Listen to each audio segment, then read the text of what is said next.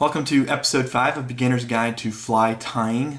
We are going to review one of the more challenging aspects of tying flies for beginners, and that is the whip finish. This is the final touch to any fly, and a lot of times causes some trouble for folks just trying to learn. Now, I was taught how to whip finish with this whip finish tool. Most whip finish tools have similar aspects to them. They may come in different shapes and sizes, but they all have a little hook up the front and a little catch in the back, and I'm going to show you how to use that. When you're done with the fly, you're going to have your thread generally up front towards the eye of the hook, and you're going to want to pull about 6 inches of thread in your bobbin.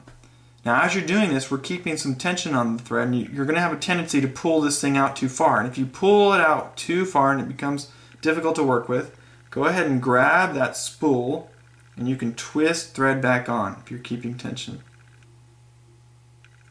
Okay.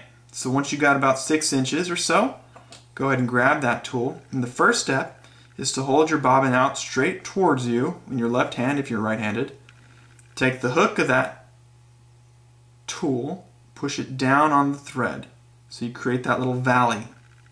Then with your bobbin, you're going to take the thread and wrap it around the little catch. So we've made a triangle.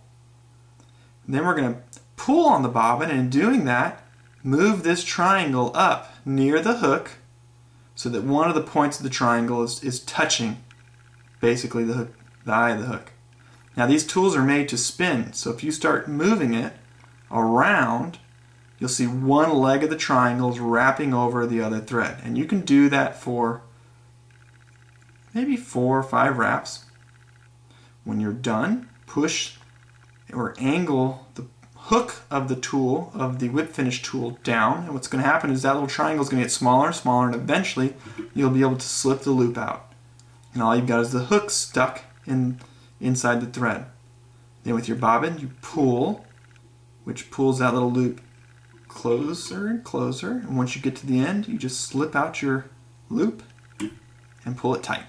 And that's all there is to it. Now, you can do that same thing with just your hands if you are inclined.